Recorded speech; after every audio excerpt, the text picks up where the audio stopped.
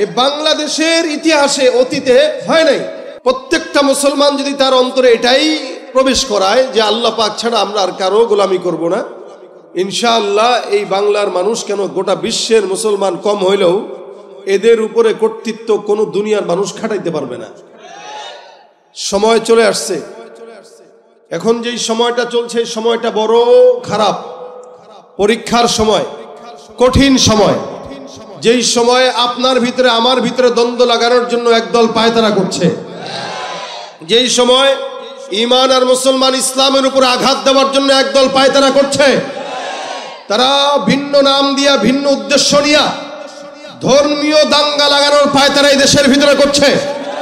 আমরা বলতে চাই এদেশ মুসলমানের, এদেশ হিন্দুদের, এদেশ খ্রিস্টানের, এদেশ বৌদ্ধদের, এদেশ সবাই বসবাস করবে। কিন্তু কেউ যদি ঈমান আর ইসলামের উপর আঘাত দেওয়ার চেষ্টা করে, ইনশাআল্লাহ 313 জন বদরি সাহাবীর যারা উত্তরসূরি তারা কোনোদিন বসে থাকবে না ইনশাআল্লাহ। আমরা সেই জাতি যারা 313 জনে 1000কে কুপুতাত করে দিয়েছিলাম। এখনো আমাদের ভিতরে সেই ঈমানের অস্ত্র আছে আলহামদুলিল্লাহ। আমাদের টাকার দরকার নাই, ক্ষমতারও দরকার নাই, পাওয়ারের দরকার নাই। ঈমানের সবচেয়ে বড় অস্ত্র যেটা আমাদের বুকে আছে, লা ইলাহা, এটা যতদিন বুকের ভিতরে থাকবে দুনিয়ার কোনো বেঈমান আমাদের উপরে কর্তৃত্ব খাটাতে পারবে। সুতরাং ভয় হবে কাকে? ভয় পাবো কাকে? আসবে বিজয় রক্ত আর জীবনের বিনিময়, ঠিক কিনা? কিসের বিনিময়ে বিজয় আসে বলেন তো? রক্তের বিনিময়ে। কিসের বিনিময়ে? এক আইনজীবীর রক্তের বিনিময়ে ইনশাআল্লাহ বাংলাদেশে ইসলামের বিজয় হতে পারে। এক আইনজীবীর রক্তের উপর দিয়ে ইসলামের বিজয় অবশ্যই আসবে। আজ না হয় কালে রক্তের প্রতিশোধ নেওয়া হবে কি হবে না বলেন? ভয় পাওয়া যাবে।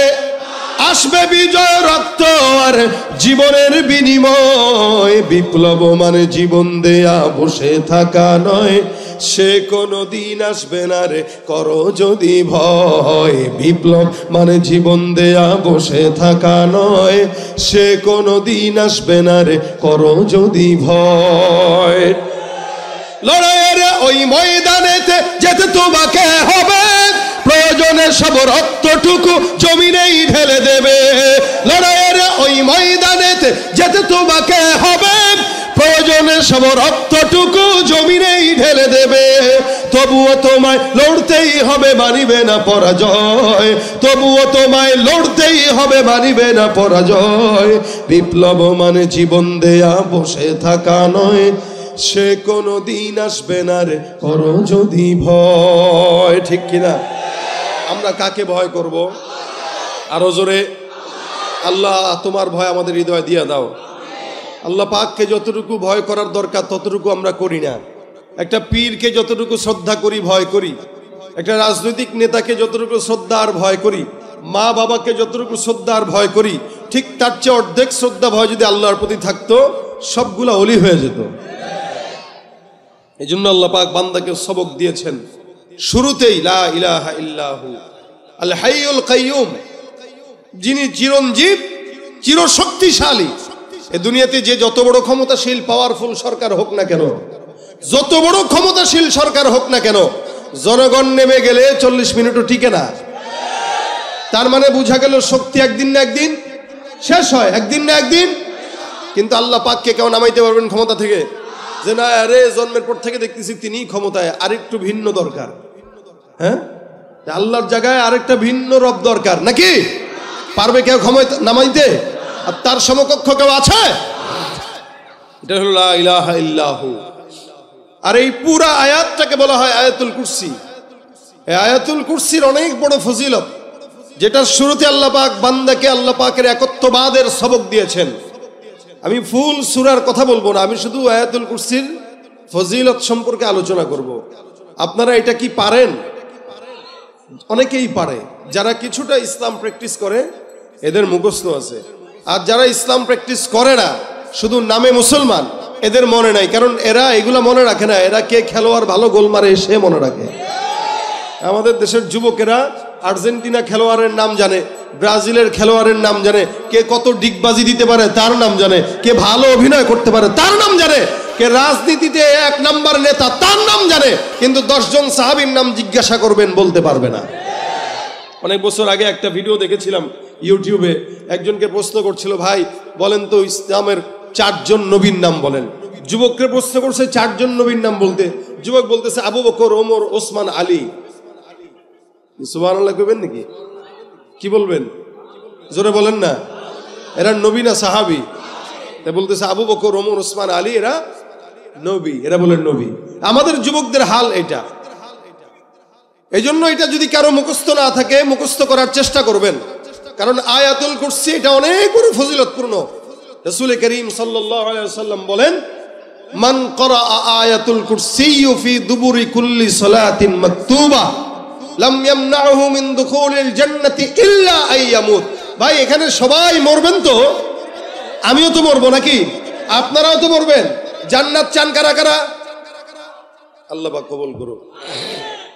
আমরাও চাই জান্নাত, না? জান্নাত চাই কিন্তু জান্নাতের কাজ করি না। জান্নাত চাই কিন্তু ঘুষ ছাড়ি না। জান্নাত চাই দুর্নীতি ছাড়ি না। জান্নাত চাই একই জায়গা 14 জায়গায় বিক্রি করি। জান্নাত চাই এক ফ্ল্যাট 10 জনের কাছে বিক্রি করি। জান্নাত চাই 10 টাকার ডিম 30 টাকা বিক্রি করি। জান্নাত চাই।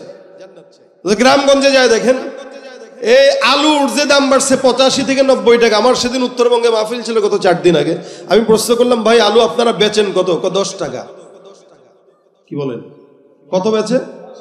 10 টাকা। আপনি কিনেন কত? 85 টাকা। তাহলে মারা দরকার নাই ব্যবসায়ীগুলারে? কথা কয় না? কয় ভাই ডলারের দাম বাড়ছে। এবার ডলারের লগে তোর আলুর সম্পর্ক কি রে? আলু কি বিদেশ থেকে উইরা আসে? এটা তো উত্তরবঙ্গ থেকে আসে। ব্যবসায়ীরা যারা কৃষক এরা পায় 10 টাকা, আর ধান্দাবাজরা পায় 70 টাকা। কথা বলেন ঠিক কিনা? এগুলো সব শিক্ষিত শয়তান। যারা বলেন ঠিক কিনা? যেখানে যাই ভেজালেতে ভরে গেছে দেশটায়, ব্যবসায়ীরাও রাতারাতি কালো টাকায় হাত রাঙায়। ভেজাল থেকে বাঁচতে হলে, ভেজাল থেকে বাঁচতে হলে খোলা রাখো কান। ওরা শিক্ষিত শয়তান, ওরা শিক্ষিত শয়তান, ওরা শিক্ষিত শয়তান, ওরা শিক্ষিত শয়তান। দুর্নীতির ওই আখড়ায় বসে, দুর্নীতির ওই আখড়ায় বসে জাহির করে জ্ঞান। কলম দিয়ে কামায় টাকা, ধরে সাধুর ভার। ওরা শিক্ষিত শয়তান, ওরা ওরা শিক্ষিত শয়তান, ওরা শিক্ষিত শয়তান। ঠিক কিনা? ওগুলা কি? যেগুলা আমাদের কৃষকদেরকে ঠকায় নিজেরা পকেট ভরে, এগুলা কি? আপনারা মনে করছেন এক স্বৈরাচারীরে বিদায় করছেন, মনে হয় দেশ ভালো হয়ে গেছে? এদেশে আসবে যারা, যাবে যারা, সবই চোর, কেউ ভালো না। সুতরাং এটা মনে করেন না আমি শুধু যেগুলা গেছে এগুলোর বদনাম করতেছি না। সবগুলা সমান, একই পাখির 2 ডানা। কি বলেন ঠিক না? একই পাখির 2 ডানা। কারণ কেউ ক্ষমতায় থেকে করছে, কেউ ক্ষমতা আসে নাই তাও করে। তা সুতরাং আসলে কি করবে? এই জন্য ভাই কতক্ষণ পর্যন্ত এদেশে শান্তি আসবে না? ইসলাম যতক্ষণ না আসবে। হ্যাঁ, ইল্লা মাশাআল্লাহ কিছু তো ভালো নেতা আছে। দেখা যায় 100 জনের ভিতরে 90টাই পচা, 10টা ভালো। যে 10টা ভালো থাকে, বাকি 90টার পাল্লায় পড়ে সেও নিজে চিন্তা করে আমি কি ভালো আছি না খারাপ আছি। কারণ আমাদের দেশের চেয়ারম্যান যেগুলো, আজকে এক চেয়ারম্যান আসবে, এশার নামাজের পরে এক চেয়ারম্যান ওয়াজ করবে না? হ্যাঁ, আরে কইও না বেটা, মেম্বারকে জ্বালায় বাসি না। তার মানে আশেপাশের পাগল যখন থাকে খালি খোঁচায় তো তুইও পাগল হ। তা আশেপাশে সব যখন চোর থাকে, ভালো মানুষকে সেও খোঁচায় ভাই তুইও আমার মতো চোর হ। এই জন্য চোরের হাত থেকে বাঁচার জন্য একটা সবচেয়ে বড় আমল হলো আয়াতুল কুরসি। কি কি? রাসূল বলেন, কেউ যদি 5 ওয়াক্ত নামাজের পরে পরে মান ক্বারা আয়াতুল কুরসি ফি দুবুরি কুল্লি সালাতিন মাকতুবা, প্রত্যেক ফরজ নামাজের পরে যদি কেউ আয়াতুল কুরসি পাঠ করে, আল্লাহ পাক রব্বুল আলামিনের হাবিব বলেন তার মরার পরে শুধুমাত্র তার জিন্দেগি এই দুনিয়া আর জান্নাত, দুনিয়া আর জান্নাত এর মাঝখানে মৃত্যু ছাড়া তাকে জান্নাতে ঢুকতে কেউ বাধা দিতে পারবে না। তার মানে মরবেন তো সোজা কোথায়? মরবেন সোজা কোথায়? লাম ইয়ামনাহু মিন দুখুলিল জান্নাতি ইল্লা আইয়ামুত। একদম মরার সাথে সাথে জান্নাত দিয়ে দিবেন আল্লাহ পাক রব্বুল আলামিন। এটা হলো আয়াতুল কুরসির ফজিলত। 5 ওয়াক্ত নামাজের পরে মাগরিব পড়ছেন তো পড়া হয় নাই, বলেন আল্লাহু লা ইলাহা ইল্লা হুয়াল হাইয়ুল কাইয়্যুম লা তাখুযুহু সিনাতুন ওয়ালা নাওম লাহু মা ফিস সামাওয়াতি ওয়া মা ফিল আরদ মান যাল্লাযী ইয়াশফা'ু ইনদাহু ইল্লা বিইذনি ইয়া'লামু মা বাইনা আইদিহিম ওয়া মা খালফাহুম ওয়া লা ইউহীতুনা বিশাইইন মিন ইলমিহি ইল্লা বিমা শাআ ওয়াসি'a কুরসিয়্যুহুস সামাওয়াতি ওয়াল আরদ ওয়া লা ইয়াউদুহু হিফযুহুমা ওয়া হুয়াল পড়ছেন। রাসূল সাল্লাল্লাহু আলাইহি ওয়াসাল্লাম অন্য হাদিসে বলেন, কেউ রাত্রিবেলা পড়লো তো সকাল পর্যন্ত আল্লাহ পাক রব্বুল আলামিন তাকে রহমত আর বরকত দান করতে থাকবেন। এই জন্য আয়াতুল কুরসি এটা ফজিলতপূর্ণ। বৃষ্টি পড়তেছে মাথায়, হ্যাঁ পড়তেছে, শুনেন কষ্ট করে। এই বৃষ্টি শীত আসার বৃষ্টি নাকি? শীত আসবে, এখনো তো শীত আসে নাই, শীত পরেই নাই। আমি কোট নিয়ে আসছি মানে বুঝেন শীতের শুরু হইলো আর কি, কি বলেন ঠিক না? আপনাদের এই যে দুনিয়ার নিজাম পাল্টে গেছে। গতকালকে রাত্রে দেখতেছি একটা সংবাদে বলতেছে যে দুনিয়ার চুম্বাকর্ষণ নাকি উল্টা পাল্টা হয়ে যাচ্ছে, যার কারণে যে কোনো সময় সূর্য পশ্চিম দিকে উঠবে। ও ভাই, বিজ্ঞানীরা বলতেছে সূর্য পশ্চিম দিকে উঠবে। এই গাধারা এখন বলে, আর আমার নবী 1000 বছর আগে বলে গেছে। এই গাধারা বলে এখন, আমার নবী বলেছে কখন? 1000 বছর আগে। আর বর্তমান সিচুয়েশন যেটা দেখতেছেন আপনারা বাংলাদেশের আশেপাশের দেশগুলোর পরিস্থিতি, আমার তো মন বলে অবশ্যই গাজওয়ায়ে হিন্দ আমাদেরকে হাত ছানি দিয়ে ডাকছে। ইমাম মাহদির জন্য এখন তৈরি হতে হবে। প্রত্যেকটা মা যেন তার সন্তানকে এই কথা শিখায়, এই বাচ্চারা তোমরা জিহাদের জন্য তৈয়ার হয়ে যাও। আমরা সন্ত্রাসবাদ পছন্দ করি না, তবে জিহাদকে অপছন্দ করি না। সন্ত্রাসবাদকে পছন্দ করি না, জিহাদকে অপছন্দ করি না। সন্ত্রাসবাদ আল্লাহ পাকের সঙ্গে নাফরমানি, আর জিহাদ আল্লাহ পাকের ফরজ ইবাদত। ঠিক কিনা জোরে কর। সময় ঘনায় আসছে বলেই তো এখন সংবাদ মাধ্যমে প্রচার হচ্ছে সূর্য কোন দিকে উঠবে। তার মানে এটা বলতে পারে না যে কিয়ামত ঘনায় আসছে, এটা বলে না। বিজ্ঞানীরা বলছে গাধা বল যে কিয়ামত ঘনায় আসতেছে, কারণ যেই অবস্থা দুনিয়াদারির এমন কোন আলামত নাই কিয়ামতের আগে যেটা ঘটবে এটা এখন ঘটতেছে না, সব ঘটতেছে। কি বলেন ঠিক না? আল্লাহ আমাদের হেফাজত করুক, বলেন আমিন। রাসূল সাল্লাল্লাহু আলাইহি ওয়াসাল্লামের এক সাহাবী আবু হুরায়রা উনি হাদিস বর্ণনা করেন। উনি বলেন নবী করিম সাল্লাল্লাহু আলাইহি ওয়াসাল্লাম আমাকে একবার কিছু সৎকার মাল পাহারা দেওয়ার জন্য দায়িত্ব দিয়েছেন মসজিদে নববীর পাশে। তা আবু হুরায়রা রাদিয়াল্লাহু তাআলা আনহু ওই মালগুলো নিজের কাছে রেখে দিয়েছেন ঘরের ভিতরে। যাকাতের মাল, সৎকার মাল, তার মানে এটা আবু হুরায়রার কাছে আমানত, নবী রাখতে দিয়েছেন আমানত হিসেবে। আচ্ছা বলেন তো, আমানতের খেয়ানত যে করে সে মুমিন না মুনাফিক? ওয়াইদা তুমিনা খানা, রাসূল বলেন কারো কাছে আমানত দিলে সে যদি এটার খেয়ানত করে সে মুমিন নাকি মুনাফিক? আবু হুরায়রা বলেন রাসূল আমার কাছে সুন্দর করে আমানতের মাল দিয়ে গেছেন। এই আমানতের মালগুলো আমার কাছে জমা রাখলেন যাতে করে মালগুলো সুন্দর করে আবার সময় মতো নবীর কাছে দিয়ে দিতে পারি।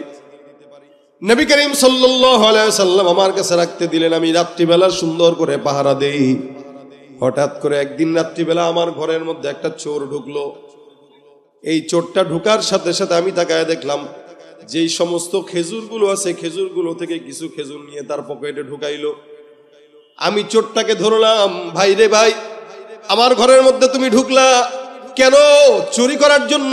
চোর বলে না না, এইটা আমি চুরি করার জন্য ঢুকি নাই, আমি এখান থেকে কিছু সদকার মাল আপনার থেকে অনুমতি নিয়ে নেওয়ার জন্য আসছিলাম, কিন্তু আপনি দেখে ফেলছেন আমার ঘরের মধ্যে সন্তান খাবার পায় না, বাচ্চা খাবার পায় না, বিবি খাবার পায় না। মূলত আমি অভাবের চোর, স্বভাবের নয়। আল্লাহর হস্তে আমাকে মাফ করে দেন, আর যদি কিছু সম্ভব হয় সৎকার মাল থেকে আমাকে কিছু দিয়ে দেন। আবু হুরায়রা বলেন সৎকার মাল আল্লাহর নবীর তরফ থেকে আমানত, এগুলো আমাকে দেওয়া হয়েছে, এগুলো কারো কাছে দেওয়া যাবে না। চোর, সুন্দর করে ঘরে চলে যাও, একটা মুহূর্ত এখানে থাকা যাবে না, কারণ এগুলো আল্লাহর নবী সাল্লাল্লাহু আলাইহি ওয়াসাল্লামের তরফ থেকে আমানতের মাল।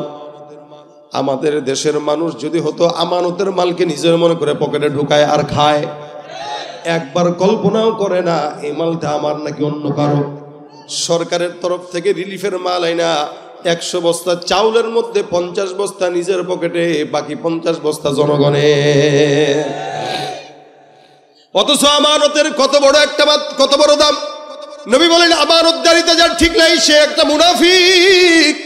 আবু হুরায়রার কাছে আমানতের মাল দেওয়া হয়। আবু হুরায়রা রাদিয়াল্লাহু তাআলা এটাকে সুন্দর করে মালগুলা গোছায় টোছায় রেখে চোরকে বিদায় করে দিল।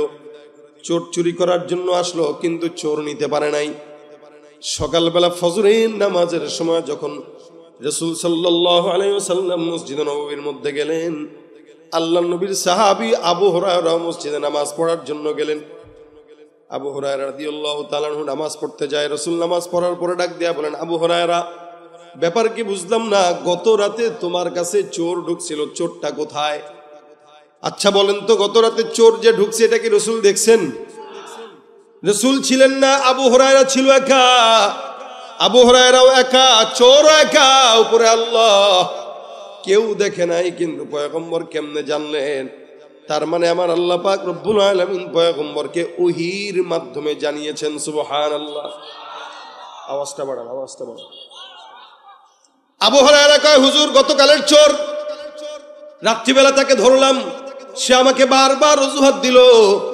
তার ঘরের মধ্যে খাবার নাই, সন্তান খাবার পায় না, বিবিও খাবার পায় না, যার কারণে চুরি করার জন্য ঢুকছে রাসূল, যার কারণে মায়া লাগছে, ছেড়ে দিলাম। নবী ডাক দিয়া বলেন, আবু হুরায়রা, যে চোরটা গত রাতে তোমার কাছে চুরি করার জন্য আসছে, মনে রাখবা এই চোরটা আজকে রাতেও তোমার ঘরে আবার গোপনে চুরি করার জন্য ঢুকবে।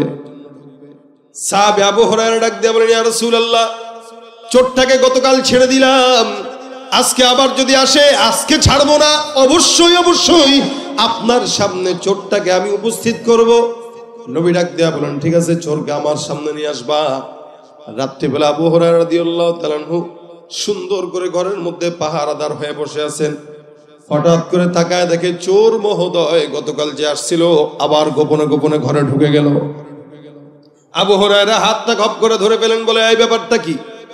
গত রাত্রে তুমি আসছো, গতকাল রাত্রিবেলা তোমাকে বারবার বলছিলাম খবরদার যেন আর কোনোদিন চুরি করবা না, কিন্তু আজকে রাত্রেও তুমি আবার ঢুকে গেলা।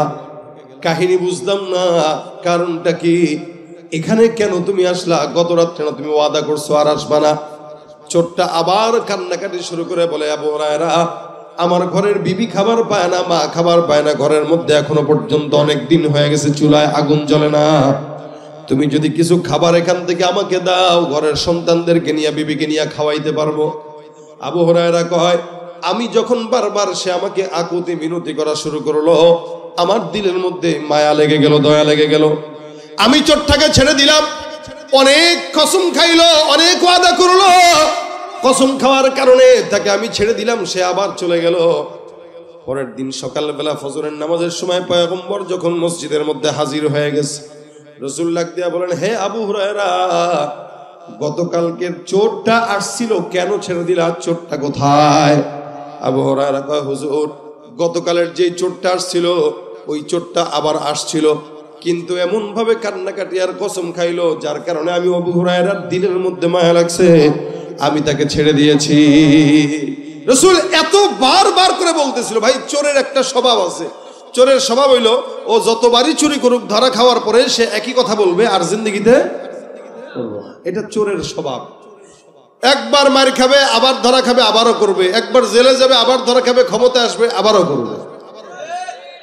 সুতরাং চোরদেরকে বেশি বিশ্বাস করতে নাই, যত কান্নাকাটি করুক, ওর কাজই হইলো ধরা খাইলে কানবে, এটাই তার কাজ। আপনি ধরবেন, মারবেন, কান্নাকাটি করবে, মাফ চাবে, কসম খাবে, আল্লাহর কসম, নবীর কসম, আমার মায়ের কসম, মায়ের দুধের কসম, মানে এমন কোনো কসম নাই যেটা সে দিবে না। সে দিবে, কিন্তু দেওয়ার পরেও সে আবার কি করবে? দেওয়ার পরেও শিকর কি করবে? আবার কসম ভাঙবে। এটা চোরের আদত। রাসূল সাল্লাল্লাহু আলাইহি ওয়াসাল্লাম বলেন, কি ব্যাপার, গত রাতের চোরটা আসছিল, কি করলা? হুজুর মায়া লাগছে, ছেড়ে দিছি।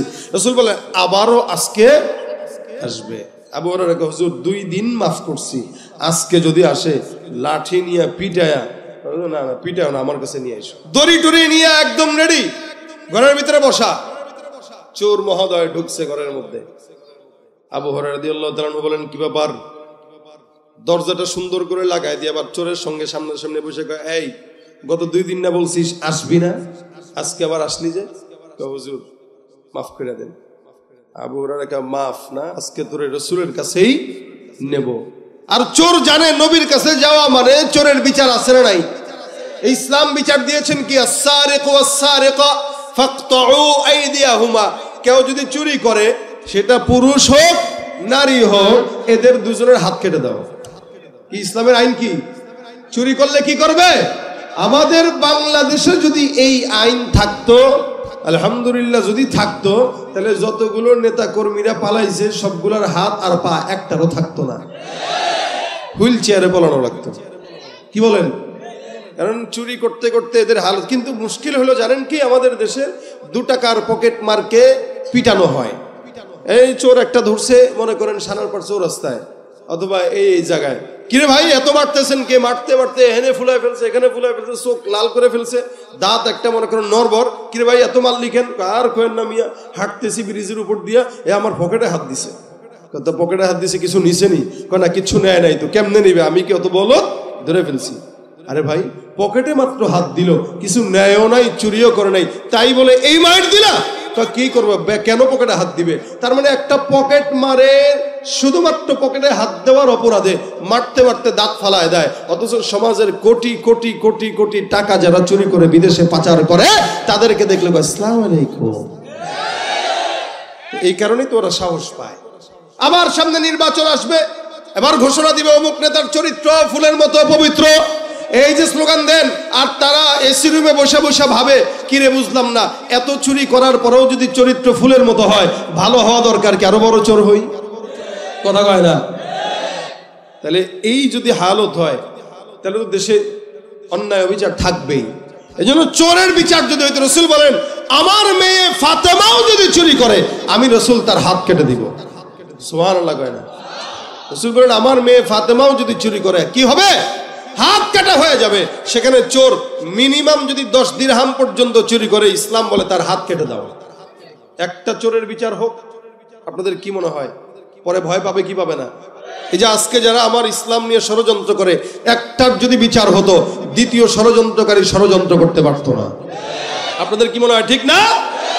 সুতরাং ইসলামী আইন ছাড়া যত তালাশ করেন, এই দলে ওই দলে সেই দলে যত তালাশ করেন, শান্তি আপনার কপালে আমার কপালে জুটবে না, যতদিন ইসলামী আইন এ বাংলার জমিনে না আসবে। আল্লাহ পাক আমাদেরকে ইসলামী আইন পাশ করায় দেখ, এদেশকে ইসলামের জন্য কবুল করে নেক। হ্যাঁ সময় লাগবে, কিন্তু এখন থেকে এই প্রস্তুতি গ্রহণ করা লাগবে। আজকে পারবো না, 5 বছর পরে হোক, 50 বছর পরে হোক, শান্তি দেশে আসবেই, সেটা কোরআনের হাত ধরে। ঠিক কিনা জোরে কর? এছাড়া শান্তি আসবে? চোরের বিধান হাত কাটো। আবু হুরায়রা কয় ধরছি তো, ছাড়াছাড়ি নাই, আজকে ধরবই। চোর মহোদয় আসলো, সুন্দর করে ধরলেন চোরকে, এবার হাতের মধ্যে রশি দিয়া বাঁধলেন, বেঁধে সুন্দর করে ঝুলা রাখছেন, দেয়ালের সঙ্গে বাইধা রাখছেন। আবু হুরায়রা কয় রাসূলের সামনে হাজির করব, ফজরের নামাজের সময় মসজিদে পয়গম্বর আসবে, তোমার বিচার হবে। চোরে এবার টেনশনে পড়ে গেছে। গত 2 দিন তো বিবির কথা বলে, বাচ্চার কথা বলে কোনো মতে পার পাইছি, আজকে কার কথা বলবো? একই অজুহাত প্রতিদিন দিলে তো মাফ পাওয়া যায় না, অজুহাতটা তো একটু পাল্টানো দরকার। কিন্তু চিন্তা করে লাভ নাই। অবশেষে আবার ডাক দেয়া বলে, আবু হুরায়রা ঘরের মধ্যে আমাকে যদি বেঁধে রাখো, সন্তান খাবার পাবে না, যত বদদুয়া দিবে সব তোমার গায়ের মধ্যে লাগবে। আবু হুরায়রা কয় এগুলা পুরান কথা, নতুন কথা কও, শুনছি অনেক, তোরে আর ছাড়াছাড়ি নেই। জনগণের টাকা এটা চুরি করতে আসছ তুই, জনগণের মাল চুরি করতে আসছ, তোরে রাসূলের কাছে নেওয়া হবে। এবার চোর মনে মনে ভাবে, আয় হায় কি বুদ্ধি করা যায়। চোর টেনশন করে কি করা যায়, কি বলা যায়, কি বললে ছাড়া যায়। অনেকক্ষণ চিন্তা করতে করতে ডাক দেয়া কয়, এ আবু হুরায়রা, কি কিছু বলবা? শুনেন, আমি আপনারে এমন একটা কোরআনের একটা আয়াতের আমল বাতলায় দিতে চাই, যে আমলটা আপনি জানেন না। এমন একটা আয়াত আমি আপনাকে শোনাবো, যে আয়াতের ব্যাপারে আপনার ধারণা নাই। এই আয়াতটা যদি আপনাকে আমি শোনায় দেই, বলেন আপনি আমাকে ছাড়বেন কিনা? চোর বলতেছে। আবু হুরায়রা কয়, কি রে তুই চোর, তুই আমারে কোরআনের আয়াত শোনাবি আর আমল শিখাবি? আমি চোর হইতে পারি, ইসলাম তো ঈমান তো ঠিক আছে, কি বলেন? বিপদে বললে চোরের মুখেও ধর্মের কথা শুনতে হয়। আমরা এতগুলা বছর আমাদের এই মাহফিলগুলোর স্টেজে অনেক চোরের মুখে ধর্মের কথা শুনছি, কিছু বলতে পারি নাই। কিন্তু চোরের মুখে ধর্মের কথা মানায়? কি বলেন মানায়? কিন্তু চোর, এই চোর আর সেই চোর এক না, এই চোর শিক্ষিত চোর। এজন্য আবু হুরায়রা, আমি আপনাকে কোরআনের একটা আয়াতের আমলের কথা বলবো, আপনি কি শুনবেন? আবু হুরায়রা রাদিয়াল্লাহু তাআলা আনহু কেমন ছিলেন আপনারা তো বুঝতেও পারেন না। আবু হুরায়রা সবচেয়ে হাদিস বর্ণনাকারী সাহাবী, বেশি হাদিস বর্ণনাকারী সাহাবী। এই হাদিসের জন্য, কোরআনের জন্য মসজিদে নববীর গেইটে পড়ে থাকতো, দিনের পর দিন খাইতেন না। এমন হালত হয়ে যেত ক্ষুধার তাড়নায় মির্গি বেরাম হয়েছে এরকম মনে করে মানুষ তাকে জুতা দিয়েও কখনো কখনো বাড়ি দিত, যে মনে হয় মির্গি বেরামের রোগ, আসলে মির্গি বেরাম না, আসলে ক্ষুধার তাড়নায় উনি এখানে ছটফট করতেন। এই ছিলেন আবু হুরায়রা। সাহাবা একরাম ছোট্ট থেকে একটা ছোট্ট দ্বীনের শিক্ষা অর্জনের জন্য অনেক কষ্ট মুজাহাদা তারা করতেন। সে আবু হুরায়রা বলতেছেন, আরে তুমি যদি আমার কোরআনের একটা আমল শিখাও, আমি তো অবশ্যই তোমাকে ছাড়বো, কারণ আমার কাছে তোমার চাইতে কোরআনের আমলের দাম বেশি।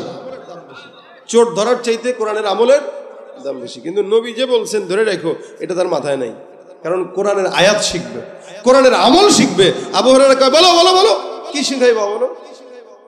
এবার চোর সুন্দর করে বলা শুরু করছে, কি চোর পড়া শুরু করছে সূরা আউযু বিল্লাহ বিসমিল্লাহ পড়া আয়াতুল কুরসি একদম শুরু থেকে শেষ পর্যন্ত শোনায় দিয়েছে। শোনা বলতেছে, আবু হুরায়রা, এই যে আয়াতুল কুরসিটা আমি তোমাকে শিখাইলাম, শোনাইলাম, এই আয়াতুল কুরসি যদি কেউ পাঠ করে রাত্রিবেলা ঘুমানোর আগে, তাহলে আল্লাহ পাক সকালের ফজর পর্যন্ত এই বান্দাকে আমাদের কি বলে সকল প্রকার শয়তান জিন্নাতের ওয়াসওয়াসা থেকে, অনিষ্টতা থেকে আল্লাহ তাআলা হেফাজত করবেন। বুঝলেন? রাত্রিবেলা যদি কেউ পড়ে সকাল পর্যন্ত আল্লাহ পাক তাকে জিন্নাত, মানুষ শয়তান, জিন শয়তান সব কিছু থেকে আল্লাহ কি করবেন? হেফাজত করবেন। আবার যদি কেউ সকালবেলা পড়ে তো রাত পর্যন্ত আল্লাহ পাক ফেরেশতার মাধ্যমে তাকে হেফাজত করবে, আর শয়তানের অনিষ্টতা থেকে তার সম্পদকে হেফাজত করবে। এই আমলটা আপনাদের কাছে ছোট মনে হয়েছে? আপনারা অনেক সময়, সেদিন এক লোক আমার বলতেছে যে ভাই আমার ঘর থেকে জিন্নাত টাকা চুরি করছে। কে? জিন জিন জিন। ওদিন মাহফিলে গেছি গত 2 সপ্তাহ আগে দিনাজপুরে। তো আমার খুব ঘনিষ্ঠ এক লোক আছে, রাত্রিবেলা তার আবদারে তার বাসায় একটু গেছি। তো যাওয়ার পরে আতরের একটা ওই কি বলে কর্নার সেলফ, আতর পছন্দ করে সে। তা আমার বাসায় এরকম আতরের সেলফ আছে, পছন্দ যাদের এরা আতর রাখে, বিভিন্ন আইটেমের আতর ভালো লাগে তাই কিনে কিনে রাখি। তো ওই লোক দেখি আমার মতো এরকম আতর রাখছে। দেখছেন কত আতর? আমি আমার বাসার অর্ধেকের অর্ধেক আতর নাই আপনার, কি আতর আছে আপনার? সে বলতেছে, আর কোয়েন না হুজুর, আমার এখানে আতর সব ভরা ছিল, গত 1 বছরে অর্ধেক আতর চুরি করছে জিন। কে চুরি করছে? জিন চুরি করছে। আমি কি বলেন? জিন চুরি করছে? আর কোয়েন না মিয়া, রাখি একটা, পরের দিন রাত্রেবেলা উঠে দেখি নাই, জিন চুরি করে। এখন দেখেন ভিতরে ভিতরে কি কি পরে রাখছি, এরপর থেকে আর চুরি করে না। তো সেদিন গত 1 সপ্তাহ আগে আমার বাসার এক ভাড়াটিয়া বলতেছে তার বাসার থেকে নাকি 1.5 লক্ষ টাকা জিন চুরি করছে। জিন ভাই চুরি হয়, শয়তান যেগুলো আছে এগুলো চুরি করে, এগুলো অনিষ্টতা। এ কারণে এই চোরে বলতেছে কি, এই তুমি এই সমস্ত অনিষ্টতা থেকে নিজের সম্পদকে, নিজের জানকে, নিজের মালকে হেফাজত যদি করতে চাও, আয়াতুল কুরসি রাত্রে পড়বা, সকাল পর্যন্ত তোমার সবকিছুর হেফাজতের দায়িত্ব নিয়ে নেবেন আল্লাহ। সুবহানাল্লাহ, জোরে কর। আবার সকালে পড়বা, রাত পর্যন্ত সব অনিষ্টতা থেকে হেফাজত করবেন কে? আচ্ছা, আবু হুরায়রা রাদিয়াল্লাহু তাআলা আনহু কয়, কি রে, এটা তো আমি জানতাম না। চোর হইলেও তো মোটামুটি ইমানদার চোর। যেহেতু তুই ভালো একটা কাজ করছিস, যা তোরে ছেড়ে দিলাম, যা ভাগ, তাড়াতাড়ি ভাগ, আর কিন্তু আসিস না। না, মাথা নষ্ট হয়েছে, আর জিন্দেগিতে আসবো আমি। গেছে। সকালবেলা রাসূল সাল্লাল্লাহু আলাইহি ওয়াসাল্লাম হাজির। নবী এসে ডাক দিয়ে বলতেছেন, কি ব্যাপার, চোর কোথায়? আবু হুরায়রা কয়, হুজুর কাম একটা তো ঘটে গেছে, আমি বিপদেই পড়ছি হুজুর, 3বার ধরলাম কিন্তু চোরকে আপনার কাছে আনতে পারলাম না। রাসূল বলেন, কি সমস্যা? হুজুর গত 2 দিন ধরছি, 2 দিন সে তার মায়ের নামে, শিশুর নামে, বাচ্চার নামে, বউর নামে নানান অজুহাত দিয়ে টিয়ে ভাগছে, মায়া লেগে গেছে। রুহামা উবাইনাহুম, সাহাবা একরাম ছিল, এদের দিলে মায়া ছিল, দয়া ছিল। কিন্তু লাস্টের দিন হুজুর তাকে দড়ি দিয়া বাঁধছি। বান্ধার পরে সে আমারে বলতেছে, ভাই রে, তোমার আমল একটা শিখাবো, বিনিময়ে ছেড়ে দিও। আমি চিন্তা করছি আমার আমল দরকার, চোর দরকার নাই। চোর দিয়ে কি করবে? চোর থাকবে, যতক্ষণ থাকবে ততক্ষণ বিপদ। এদিকে তাকাবো, ওদিক দিয়ে ওটা পকেটে পড়বো, ওদিকে তাকাবো, ওটা পকেটে পড়বো, ওর সাথে আমি পারবো? চিন্তা করলাম ওরে কোনো মতে ঘর থেকে বের করতে পারলে বাঁচি, তবে বের যে করবো কিছু তো একটা দিবে। সে আমারও বলছে আমাকে একটা আমল শিখাবে, আমলের বিনিময়ে তাকে ছাড়তে হবে। তা আমি আল্লাহর রহমতে চিন্তা করলাম আমলটা শেখা জরুরি। আমি চোরের থেকে আমল শিখছি, চোরকে আমি ছেড়ে দিছি। নবী বলেন কি আমল শিখছি একটু শোনাও মানে। সাহাবী বলতেছেন হুজুর চোর আমাকে বলে গেছে কেউ যদি রাত্রে বেলা ঘুমের আগে আয়াতুল কুরসি তেলাওয়াত করে তো সারা রাত আল্লাহ পাক শয়তানের অনিষ্টতা থেকে হেফাজত করবে।